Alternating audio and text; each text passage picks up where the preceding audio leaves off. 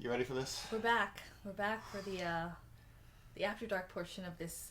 What has been one of the most disgusting things, the Rise Earl Grey oat milk latte, and we're gonna attempt to make it better with alcohol. And I have my doubts. I really thought that we had hit a low point with the white gummy bear last week. We were incorrect. Incorrect. This stuff. How do you even ruin Earl Grey tea? Like this. How? You put how is that possible? Oat milk in it, I suppose. Yeah. Yep. Okay. So here we go. Well, why don't you start us off? What did you choose as what you think will be the best complement to this abomination? I'm gonna double down on the Earl Grey tea. So I have here what is actually one of my favorite things. It's the Drumshanbo Gunpowder Irish Gin, and it's a gin with Oriental botanicals, gunpowder tea, and Irish curiosity, which, you know, that's always good. So I'm going to attempt to do that. I think that's going to actually taste really good. And for my, we'll get there. Yeah. Why don't we do okay. these Everyone one by can one? see. Yeah. How great that is. So why don't you pour us some out? Oh my God, I'm so scared. Yeah. I'm scared.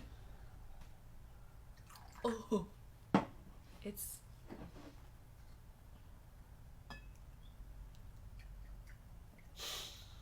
Okay. Oh boy. Okay. Oh boy, so that's far, gonna be a thing. So far, y'all, I'm scared. I am scared. I don't think I've ever been this scared of a drink in my life. That's a lot of tea. Okay.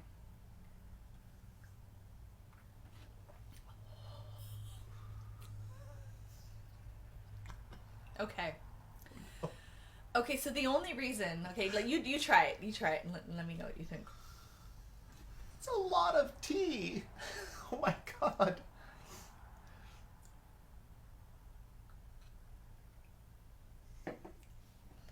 All right. So I have to say that I think this definitely improved it, but it did it because it's basically all gin. It's basically all gin, and that really helped. I think that helped. Don't you? Yes, I completely agree. I think that clear and away, the winner here is gin. But that's basically just gin. Yeah. No tonic, no ice. That's just gin. Okay. Yeah. All right. So, for my best liquor, I decided to try some Benedictine. Okay. So it is a fairly sweet liqueur. Uh-huh. I'm hoping it will not be overly sweet with the whatever they did to that. But it should add a little more complexity and hopefully detract from a lot of the aftertaste in there. So let's let's try this out here. Okay, a little bit more. Okay. This is a sweet and herbal liqueur that is used in a lot of cocktails. And I am running out. Oh, I'm just gonna kill it. Is this gonna be this looks like the buttery nipple of your 20s here. Or the blowjob. It may be. Okay, and that has killed my Benedictine. So if we need to add any more, I'm afraid we are SOL. Okay. Okay. There's a lot going on in that. There's a lot going on in that. Wow. Yeah, I feel like I'm back in my 20s at a bar, and someone's like, "Let's get better shots." Yeah, except if you use like Bekarovka or something. Oh.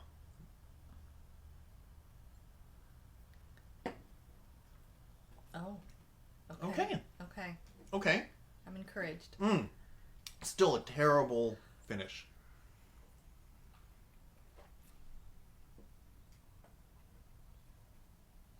And there it is. Yes. Yes. Okay.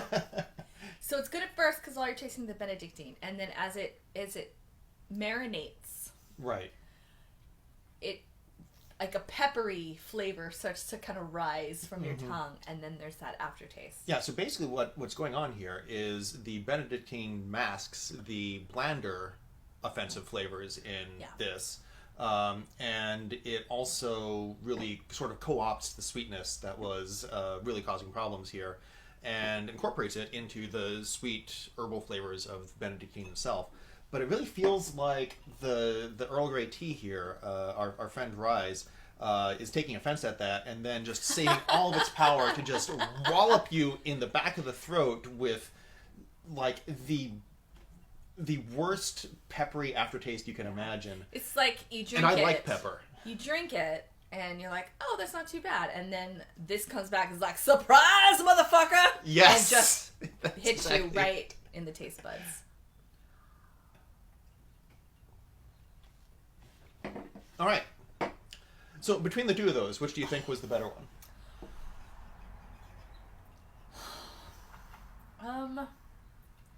So I'm gonna have to go with the Benedictine, I think, because this just tastes like gin, which is great. Absolutely. But I don't usually just shoot gin. I like a gin and tonic. I like it on, at least as a martini or like something going on. This is actually a really drinkable gin. I love it a lot. I discovered this gin a couple months ago. I did a virtual gin tasting with my friend Jen Mabudis. Shout out to Jen if you're listening. Hey, Jen. She did it was a very unprofessional gin tasting, and the thing we did is we went out to the Bevmo or the Total Wine, and you just bought a bunch of gin minis, and we all kind of went through the alphabet and tasted, and and this one I kind of fell in love with because it does have that nice tea flavor that's really interesting. It's really great in a gin and tonic. So, but just straight. Just cold, not chilled, straight with this. Nah, I'm gonna have to give it up to the Benedictine. I would agree. I think the Benedictine really did a much better job of sort of incorporating with the flavors there. Although I think that I will agree with your other assessment, which is that the clear winner here is gin. Just gin. Gin is the winner. Gin's the winner. Okay, so now on to the part that I know all of you are waiting for. Oh my God. And we are dreading. What goes the worst? Yeah. Without intentionally curdling. And we'll see if we come up with any new rules as a result of this. Yeah. So, Grace, kick us off. What do you have? So I'm going to go with the Screwball Peanut Butter Whiskey. This stuff is... It's a bit vile on its own. It's real sweet. Like, if this is something that if this had come out in my 20s, that would have been my jam. It's something that you can basically make just a couple things with. You put in some Chambord or some kind of other berry type flavor and you shoot it. That's what you do. I've not had it with Coke, like as a, like a whiskey Coke. It just seems crazy. I know I have some friends out there that really like this stuff.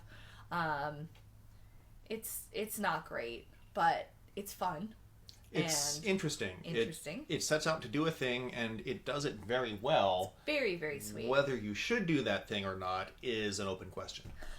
One thing I made with this that was, it was a lot, but it definitely took me back to my youth, because if I was a young girl, this would be my thing. I made a chocolate peanut butter cup martini with it, and I made you try that. Yeah. It's good, but it was a lot. It definitely tasted like being in your 20s.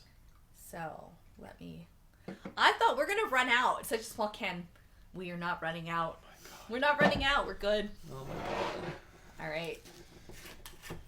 And incidentally, Screwball is how I accidentally got drunk at 3 o'clock in the afternoon on a weekday once. So we have so much of this. We should just do a couple shots. And I forgot that a shot's an ounce and a half, and I was making doubles. And I didn't realize it. Oh, dear. Okay. So all I'm smelling is the Screwball now. That's it. Yep. That's a lot of Screwball. Okay.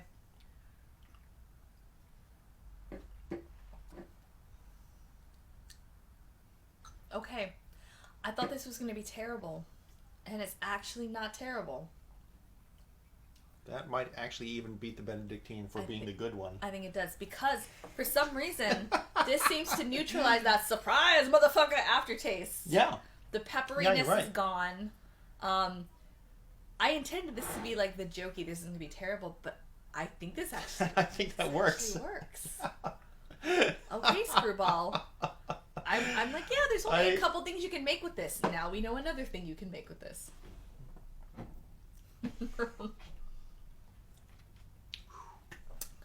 I'm real scared about what's about to come next. So, explain what this even is. My worst. This is a bottle of Baijiu liquor that I brought back from my trip to China, which Google Photos has reminded me this morning was exactly 15 years ago. Wow. This is an old bottle of liquor. Now, oh wow. Baijiu is... Baijiu... I'm sorry, people who speak Mandarin, my tones are terrible. Baijiu is a very cheap liquor, or it can be anyway. You can also spend hundreds of dollars on it. It's sort of a...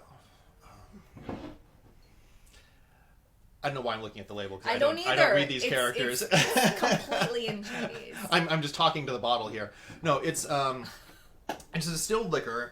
It's kind of like the equivalent of moonshine, as I understand it. What is it made with? Someone like else potatoes or... I believe it is a distilled grain liquor. So it's basically Chinese Everclear. Yeah, very similar to that. We're about to drink Chinese Everclear. Yep. With this. Now, Baijiu has, since I purchased this bottle, sort of taken off in America a little bit. Like, there are people who have tastings and everything. I've never heard of this. You can get this in, or this, not this one, but you can get similar types of liquor for hundreds of dollars. There are, very good, very upscale brands and distillations, I guess. Okay. Expressions, as they would say in the whiskey world.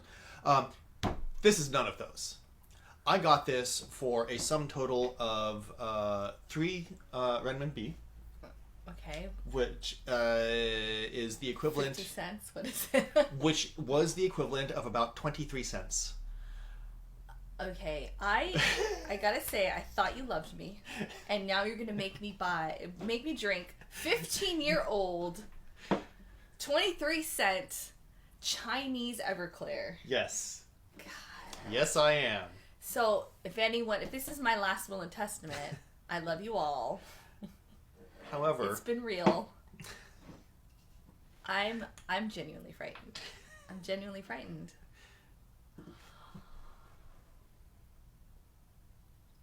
Oh God, I'm really scared. Okay, all right.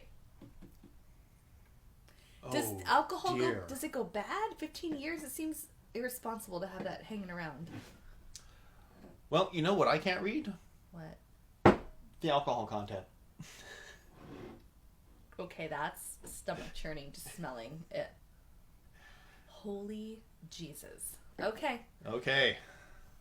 Here we go.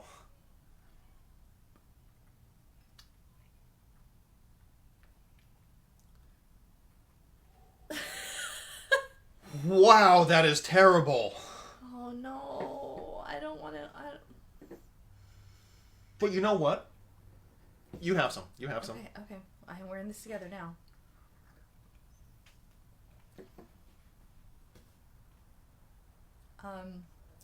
I kind of like that. That's real smooth. I mean, it smells like death, but it goes down real smooth. That needs to be a soundbite for something. It smells like death, but it goes down real smooth. Sounds like my prom night. Yep. Beautiful. All right, I'll just be finishing this then. Please. Oh my God, that's terrible. Okay, so... Wow. For me, and I really want to hear what you think about this, for me, this has all of the worst characteristics of both the Rise and the Baijiu. Okay, so here's what's happening for me. Much as if you do like a coconut water and vodka, the coconut water really just neutralizes any of the alcohol taste of the vodka. And that's what's happening here for me. This doesn't taste like it has alcohol in it at all to me. Mm-hmm. And it really has, it has almost a neutral flavor. Like I'm still getting a bit of the oat, but, oh, look at that. Wait. There's like a little bit of, oh, look at that. There's a little bit of cling. I thought I saw a bit of curdling happening. It's definitely a chunkier. I'm not sure oat milk curdles. I don't know about curdling, but it's definitely like thicker than it was with any of the other layers. Yeah. Which is weird. Okay, I like it. Okay. I like it. Oh my god. So this is very interesting. We set out to choose some terrible things to combine with this terrible drink. And we ended up liking all of it. And which would you say was the most terrible of the two terrible ones? Out of the ones that we said were going to be terrible? Yes. Probably the screwball, but it wasn't bad. Okay. I wouldn't order it at a bar. I have to say probably the gin one was the hardest for me to do. Okay. Because it was just kind of straight gin, which you know, you don't go to a bar and like, we're doing shots. Yeah. Just warm gin, room temperature gin. That's what we want. For me, this is clear and away the most terrible. Yes, you really had a reaction. I don't know what you're reacting to. There really was no alcohol taste, no sting, no nothing. It was just a very neutral. No, I'm not saying like, there. oh, I really like it and I want to drink sure. that normally, but it was very neutralized. Everything was neutralized. Okay. I was very scared of this. Like, I'm not about that life where I'm going to drink or eat something that has no English on it. I don't know what it is.